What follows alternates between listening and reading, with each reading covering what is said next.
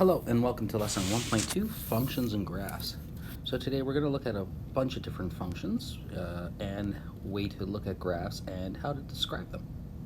So first of all, given this function right here, you might notice it's an absolute value function, and you can see that you got a transformation 3 units to the right, 5 units up, and a vertical stretch by a factor of 2 with a reflection in the x-axis. What we're going to do is, based on this, we're going to find the domain and range. Well, notice that this function can reach a maximum of 5. So its domain can be described as x belonging to all real numbers such that, my apologies, no restrictions on it. So that would be the domain.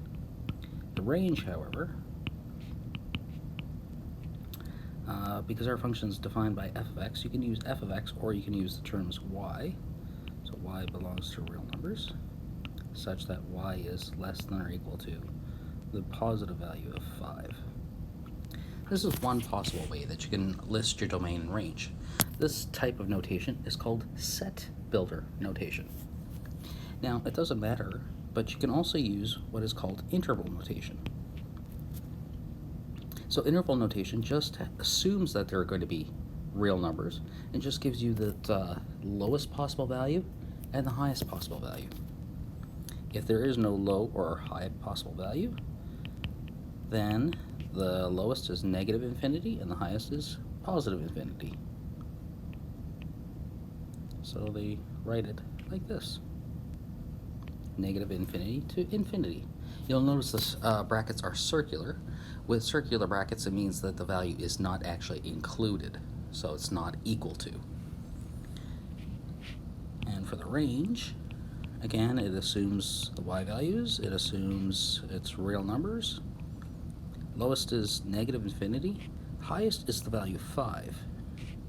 So they have a circular bracket right here, and they have a square bracket right here. Sorry, my circular bracket doesn't look very circular. I'm going to fix it. The square bracket represents the fact that you're actually looking at including the value. Now, please be aware that this can be used in either format. Sometimes this is used on the AP exam, sometimes it's not. It depends on the mood of the person that's actually presenting you the information. Okay. I'm going to ask you to recall whether or not something is even or odd. We're also going to determine the intervals of increase and decrease. This you should have covered in grade 11. However, if you haven't, it's okay. I'm just going to go over it briefly here. So, first of all, intervals of increase. Intervals of increase is where the function actually looks like it's rising to the right. And again, we list them as intervals. Okay, so you can list it as an interval in terms of interval notation or set builder notation. So your interval of increase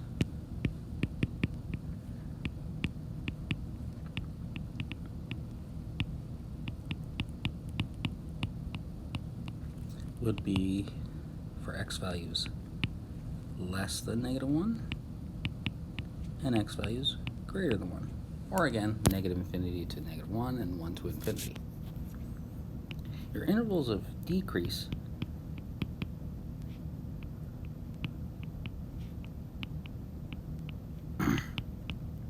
turns out to be the area where the function actually is falling to the right as it goes from left to right. So you can see this function between the values of -1 to 1. You notice these intervals do not actually include the values at -1 or 1 because it's considered that at that spot the function is neither increasing nor decreasing. Okay, so next we'll check the symmetry. To check symmetry, first what we want to do is we want to calculate f at -x. That means we're just taking the value at -x and substituting it in for every time we see an x. Now if you can, you simplify it. Because negative x cubed is negative x cubed times 4, which is going to be negative 4x cubed. Negative 12 times negative x is positive 12x. This can simplify to this expression. Now, here we notice f of x is not the same expression as negative x, f of negative x. If this was true, this would mean that the function is even symmetry, meaning it looks the same on the left and the right from where the y-axis is the middle. So the next thing we test is negative f of x.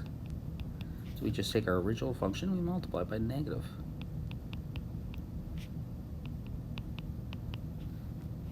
Here we notice that f at negative x is equal to negative f of x. Because this is the case, we say that the function is odd symmetry, or has odd symmetry. Odd symmetrical functions have an opposite drawing, or the shape is the same if you were rotating it in the origin, 180 degrees. If neither of these happen, then it is said to be not symmetrical.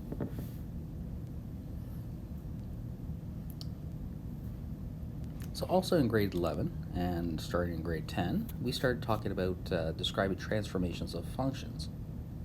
We could describe the transformations of functions based on their transformations, and we used variables like a, k, d, and c. A was our vertical stretch, compression, reflection.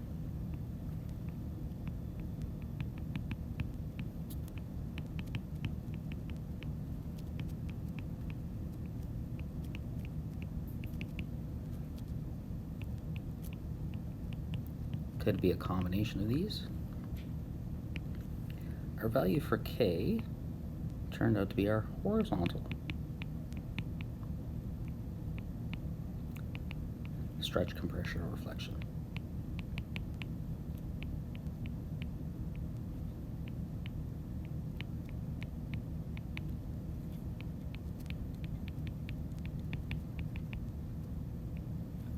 And I'll let you guys look up your notes from before to see what kind of numbers would give you a stretch, compression, or reflection for these cases. The last two parts, the minus d, this was our horizontal translation.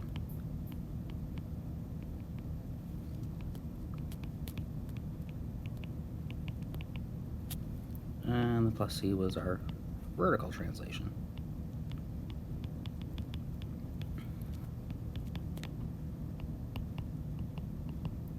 If you place a function in fully factored form, like this kind of function right here, you can actually use the base parent function, y equals f of x, and apply these transformations to it.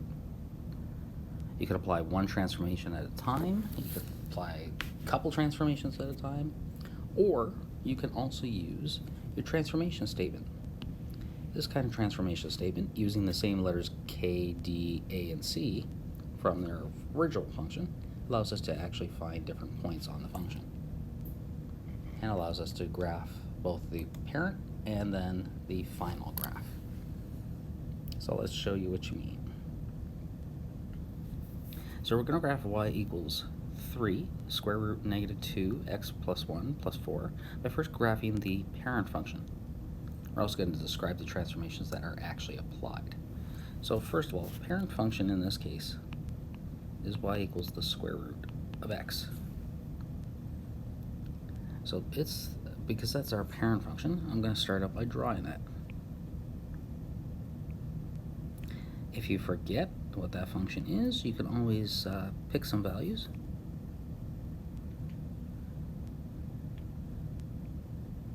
And write a table of values in for it. So this is what y equals the square root of x looks like approximately. Okay, so Since I know what my values of A, K, D, and C are, I'm going to fill it in a table of values. Or, sorry, my transformation statement. So x divided by -2 minus 1 and 3y plus 4.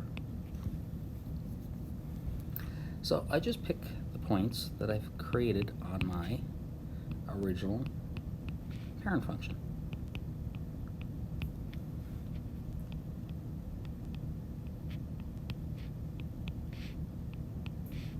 And then we apply the transformations to them. So this becomes -1, 4.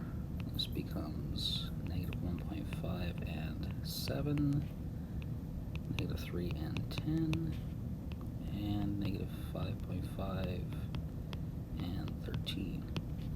If the values don't turn out to be on the graph, you can try to estimate it approximately off the graph. So -1, 4 right there, -1.5 and 7 right about there, -3 and 10 right there, and -5.5 and 13. I'd say it's about right there.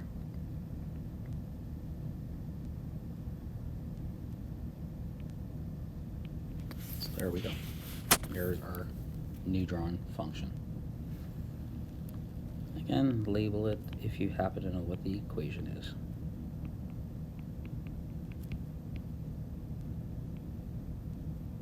Making sure to put the square root over the proper parts of the function.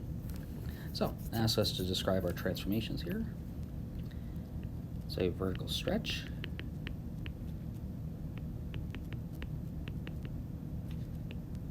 By 3.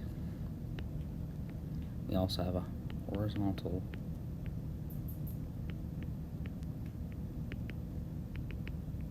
compression by 2, and a reflection.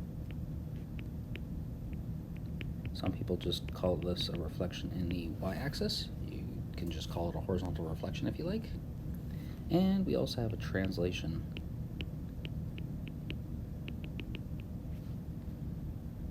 One unit left.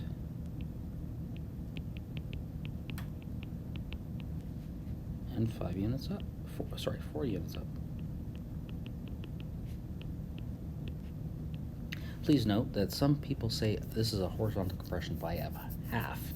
Technically, it's supposed to be a horizontal compression by 2, but as the advanced functions textbook and the functions textbook do make this error, I will not actually penalize you for it. And also, it's a common contention between mathematicians as to how you actually describe it. So we'll leave that for the time being and not worry about it. Okay. So the next thing I like to show you is what's called a piecewise function. Piecewise function actually deals with multiple functions being actually drawn within specific domains. So it's actually a function created and shows you parts where it's actually defined and not defined. So in order to do this, I suggest using actually tables of values to assist you in constructing it. You also realize that the 2x plus 5, the minus 1, and the 2 to the exponent x minus 3 are different functions, and you know what they look like. So, I'm going to choose x values here,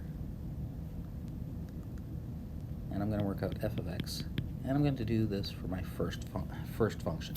So I'm going to choose values less than -3, but I'm also going to include -3. So I'm going to choose -3 and -4. Although -3 can't actually exist in this function, it actually means that it could possibly be a point that's extremely close to that value. So if I substitute -3 in, I do get -1. If I substitute -4 in, I get -3. So I'm going to start out by drawing these 2 points. And the -3 and -1 I'm actually going to draw as an open circle, because again it gets infinitely close to that value. So this creates a line. Diagonal line. Okay, so the next one, choose x values to get my f of x values. Again, I'm going to choose -3 and I'm going to choose +3 here. Those values do exist, but they're both equal to -1 because this function is -1. So what you do is you draw, in this case, closed circles at those points.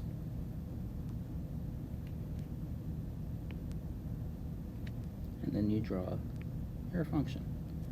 And in this case, this is a horizontal line. Last part. Okay. Choose some values of x again to get f of x. Again, I'm going to choose the value 3. I'm going to choose the value 4 just to see what it looks like. This gives me 5 and 13. Again, the value 3, 5 is not actually a point on the graph, but it gets infinitely close to that. So I'm going to draw an open circle at that spot. And 4 and 13 is off the screen somewhere, like right about here. So this creates an exponential function that looks like this. And there's our piecewise function. This entire thing describes f of x. Well, some other terms that we've looked at before. I'm going to change colors here. Right here, because these two functions join here, this is continuous at x equals -3. So whenever functions join or there's no holes or breaks, that's said to be continuous. So this entire function is continuous except for in one location. It is discontinuous or not continuous at x equals 3.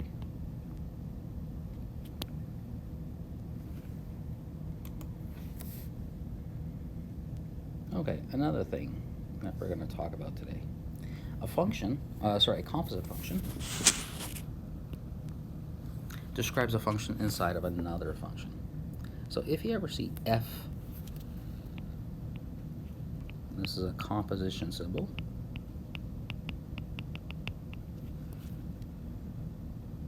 This is described as f of g of x.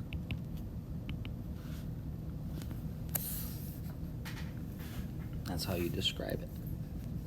And therefore, you can actually write it like this.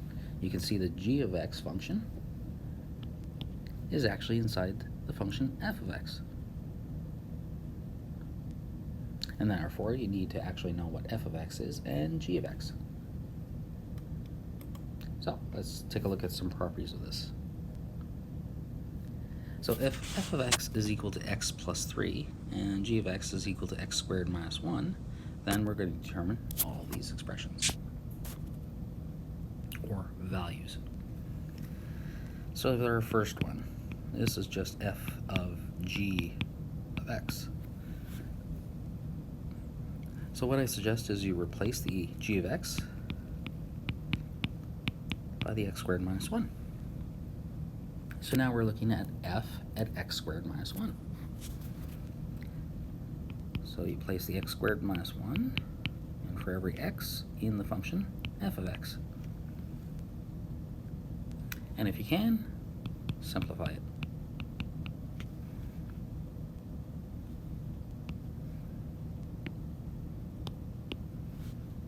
Okay, so what you could do is actually substitute the value 2 into this expression and get f of g of 2. You can also write it like this. You can write f of g at 2. So then you take the 2, you substitute it into your g function, g of x. 2 squared is 4, minus 1 is 3. So we're calculating f at 3 here. So now you take 3, you substitute it into x plus 3. 3 plus 3 is 6. So So this one actually will turn out to be 6, which you could have verified just by taking 2 squared, which is 4, adding 2, you get 6. Okay, let's do this last one. So that we're looking at g of f of x. So again, I replace this by x plus 3 for f of x. And then I take the x plus 3, and I substitute it in for the function g of x. And again, simplify if possible. So x plus 3 squared turns out to be x squared plus 6x plus 9. Don't forget to expand properly. And this simplifies to x squared plus 6x plus 8. From here, you notice that f of g of x is not actually equal to g of f of x.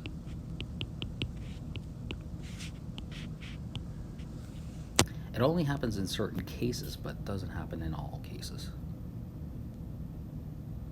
And this concludes our lesson on lesson 1.2.